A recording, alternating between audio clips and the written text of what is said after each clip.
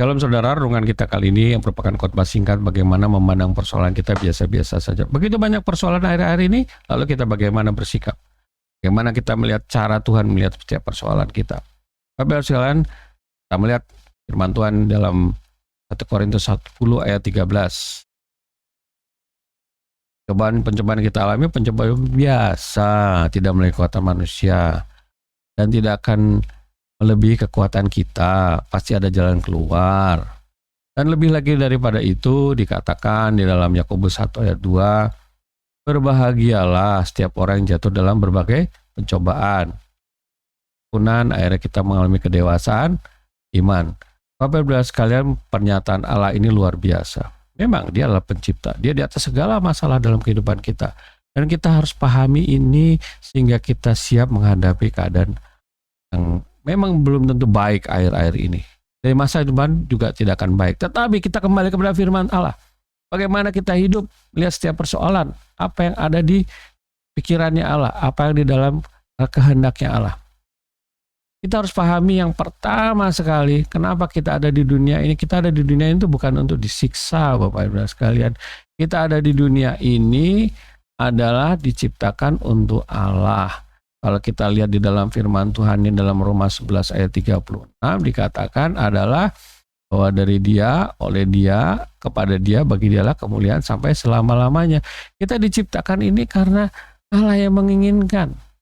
Dan disitulah bagaimana kita hidup sesuai seturut dengan kehidupan bersama dengan Allah. Kita harus pahami bahwasanya ketika kita sebagai orang percaya, hidup kita bukan diri kita lagi sendiri, tetapi Kristus yang ada di dalam diri kita. Dan ketika Kristus ada di dalam diri kita, kita harusnya memahami bahwasanya hidup kita adalah untuk Dia, bukan untuk kaya, bukan untuk pintar dan sebagainya. Boleh itu menjadi cita-cita kita, tetapi itu semua harus dikembalikan untuk Allah, untuk kemuliaannya, untuk bisa menjadi berkat bagi banyak orang. Seperti dikatakan dalam firman Tuhan di dalam Galatia 2 ayat 20, seperti kayak katakan tadi, kita ini diciptakan untuk Allah dan kita ini sudah menjadi satu dengan Kristus dalam diri kita. Hidup diri kita lagi bukan untuk kita sendiri, tetapi untuk Allah. Bapak Ibu sekalian. Jadi setiap persoalan yang kita alami adalah bagian untuk bagaimana kita mengembalikan itu bagi kemuliaan Allah. Yang kedua, Bapak Ibu sekalian, yang perlu kita pahami bahwa kita hidup dalam rencana Allah. Kita tahu Tuhan Yesus datang ke dunia, mengalami begitu banyak siksaan agar kita terbebas daripada dosa. Yohanes 14 ayat 31, tetapi supaya dunia tahu bahwa aku mengasihi Allah, mengasihi Bapa, dan bahwa aku melakukan segala sesuatu seperti yang diperintahkan Bapa kepadaku. Ketika kita hidup di dunia ini, kita dibuat atau diciptakan oleh Allah untuk melakukan segala kehendaknya, maka ditegaskan lagi dalam firman Tuhan ini bahwa kita hidup untuk melakukan perintahnya. Perintahnya tidak berat, tetapi perintahnya itu adalah kembali untuk memuliakan Dia. Yesus mati di kayu salib, Dia tidak berdosa, tetapi Dia lakukan semua itu sesuai dengan kehendak Allah. Kehendak Allah tidak pernah gagal, kehendak Allah selalu terjadi. Allah selalu membela rencananya dan kita ikut menjadi satu di dalam kehidupan itu. Oleh sebab itu ketika kita melihat persoalan kita, sebaiknya kita mulai mencari apa yang Allah inginkan di balik semua itu. Karena kita hidup dalam rencananya. Kita harus cari perkara-perkara di atas. Perkara-perkara yang Allah telah tetapkan dalam kehidupan kita. Mari kita lihat dalam firman Tuhannya Kolose 3 ayat 1. Karena itu kalau kamu dibangkitkan bersama dengan Kristus, carilah perkara yang di atas, di mana Kristus ada duduk sebelah kanan Allah Bapa. Setiap persoalan dalam kehidupan kita cari apa yang menjadi kehendak Allah. Kita hidup di dalam kehendak Allah, Bapak Ibu sekalian. Dan yang ketiga yang kita perlu pahami bahwasanya menjadikan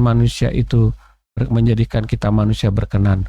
Bapak Ibu sekalian, kita ini boleh pintar, boleh kaya, dan melakukan apapun juga. Ujung-ujungnya apakah kita berkenan kepada Tuhan atau tidak?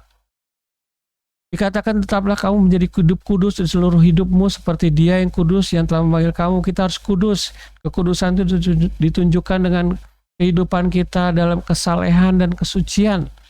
Kita tidak tercampur dengan dunia ini. Ketika ada masalah, kita tidak mencari yang lain kecuali Allah. Bagaimana kita juga persoalan-persoalan yang kita alami bukan karena kita melakukan penyelewengan dari kebenaran. Ketika ada persoalan itu kita juga tidak kotor dengan cara-cara dunia. Bapak Ibu sekalian, itulah yang Tuhan ingin agar kita berkenan. Persoalan kita alami agar kita berkenan, bisa menjaga hati kita, Bapak Ibu sekalian. Oleh sebab itu firman Tuhan mengatakan, di dalam firman Tuhan mengatakan demikian, dalam 2 Petrus 3 ayat 11, satu penegasan yang luar biasa. Jadi jika segala sesuatu ini akan hancur secara demikian, betapa suci dan salehnya kamu harus hidup. Itulah pesan dari Allah Bapa kita. Kekudusan ditampilkan dalam kehidupan yang saleh dan suci, Bapak Ibu sekalian. Kita tidak tercemar dengan dunia ini. Tangan kita, mata kita, potong tangan kalau kita memang akhirnya membuat kita masuk neraka. Tungkil mata kita, itu ibarat perumpamaan ekstrim yang Alkitab katakan kepada kita. Jagalah hidup kudus dan setiap persoalan adalah bagian kita untuk menjaga bagaimana kita hidup kudus. Oleh sebab itu Bapak Ibu sekalian, ketika kita menghadapi persoalan, ini yang bisa kita deklarasikan kepada dunia. Filipi 4 ayat 13, segala perkara dapat kutanggung di dalam Dia memberi kekuatan kepadaku. Kita hidup benar, kudus, suci, berkenan. Persoalan yang kita alami persoalan-persoalan biasa saja. Tuhan pasti kasih jalan keluar, tidak melebihi kekuatan kita. Rencananya adalah rencana yang Dia akan selalu membela rencana, dan kita selalu dilindungi dalam rencana Roh Kudus dan dalam diri kita selalu menjaga kita sampai pada akhirnya. Bapak sekalian, oleh sebab itu kembali kepada judul pada khotbah kali ini. Dikatakan apa? Soalan kita biasa-biasa saja karena Allah turut di dalamnya. Saya mau berdoa. Terima kasih Bapa di sorga, terima kasih atas segala kebaikan-Mu. Roh Kudus tuntun pimpin kami, agar kami bisa memahami firman Tuhan ini. Kami siap menghadapi apapun juga. Segala perkara dapat kutanggung di dalam Dia. Apapun yang terjadi dalam kehidupan ekonomi, kehidupan keluarga, kehidupan kesehatan, kehidupan apapun, mana pasti ada persoalan di tengahnya. Kami bisa berjalan di atas ombak gelombang kehidupan ini bersama-Mu, Tuhan Yesus. Terima kasih. Kami berdoa untuk Kau berkati keluarga-keluarga atau siapapun yang menonton video ini. Kau berikan mereka kekuatan, kehidupan, sakit Kau sembuhkan, yang berat Kau angkat, yang mengalami keputusasaan Kau berikan jalan keluar. Berkati keluarganya, usahanya Kau buat berhasil, apapun yang mereka lakukan Kau buat berhasil.